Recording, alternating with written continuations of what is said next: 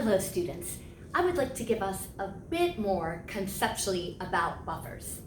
So we understand a buffer in chemistry is a substance that prevents against drastic changes in pH. So what could cause a drastic change in pH? What if we take a solution and add strong acid or strong base? So we know if we would add hydrochloric, it really is adding hydronium, or hydrogen ion for short. If we would add something like sodium hydroxide, we know that it's really fully dissociating and giving us hydroxide. Minuscule amounts of strong acid or strong base to water drastically change our pH values. Here's an example. The addition of 0.01 moles of hydroxide to 1 liter of water changes us from a pH of 7 if we're at room temperature to a pH of 12. So when we're saying drastic, we're saying usually multiple pH whole numbers. Well, a buffer is made of a weak acid and its conjugate base, or a weak base and its conjugate acid. That protects against drastic. We're still going to have some changes in pH, but not whole values, of course, depending upon how much of the invader we use. So how do we make a buffer? Well, we need to make it so it has, for example, these ingredients. So think of any weak acid: hydrofluoric, lactic acid, carbonic acid, acetic acid. And if we have our beaker, if it contains weak acid, well, then we know the majority of our weak acid molecules will be existing as HA. That a very small amount of them will actually be ionized and creating the conjugate base and then some hydronium. Well, a buffer protects both from additions of the strong invader of a strong acid and a strong base. So right now, this would only be half of the protection.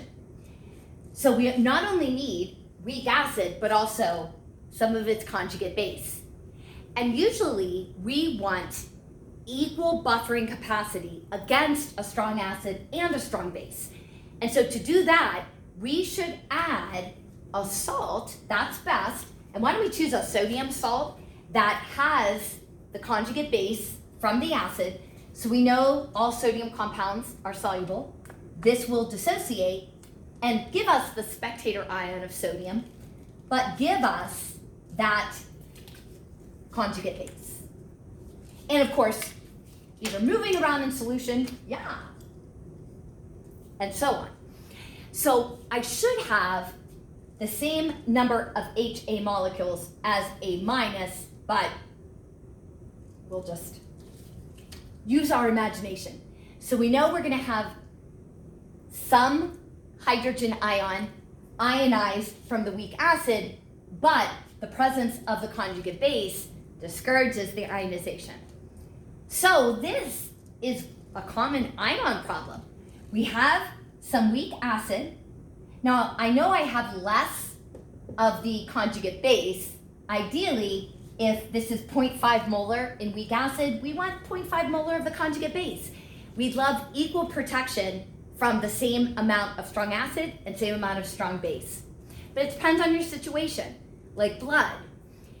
Metabolism produces more acidic compounds.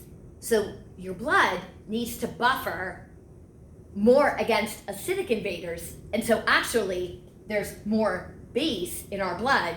The buffering capacity against added acid is greater in our blood. So they're not always the same. It depends on the situation, but ideally, we'd love them to be the same. Okay, so how does a buffer protect the pH? Well, when that strong invader comes in, it is like a wrecking ball. The equilibrium has been reached. So we know that this scenario, even if it's a common ion, it's reached its lowest position of Gibbs free energy. So lowest position of energy, we've satisfied our K value. We're balanced. Now all of a sudden, we throw in this disruptor. I'd love for us to see strong acid or strong base as a strong invader. And so if we do add strong acid, so we know, it'll dissociate. Okay, but we've added this hydrogen ion, and it is just gonna cause a ruckus because it's high energy. What can it react with? Well, it's not gonna go after the other cations. It's certainly not gonna recombine with the chloride. No, it's not gonna go after this hydrogen ion. Is there something? Oh, look at that. When we add the strong invader, the conjugate base in the buffer steps forward to react with it to create more weak acid from the very strong acid. And that protects against the pH because we know that this conjugate base is going to hold on to that hydrogen ion, not allow it to be as free as it was directly contributing to our pH. So, what if we would add a strong base? So we know the strong base, we would dissociate. Okay, what can this react with? Is it going to go after another anion? No, they're going to repel each other. What do we know bases react with? Now, we're going after what's in the greatest quantity. This, is going to go after the weak acid. We're going to be able to create water and then conjugate base. So let me show you the reactions that we would get. The buffer will step forward.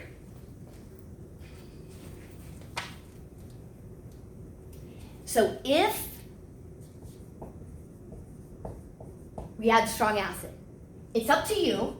We of course know most appropriately it's the hydronium ion. So in our buffer, what will step forward is the conjugate base.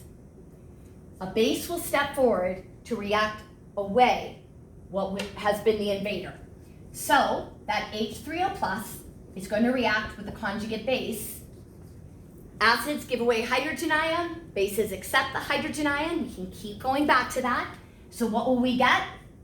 HA and water. One of our main driving forces.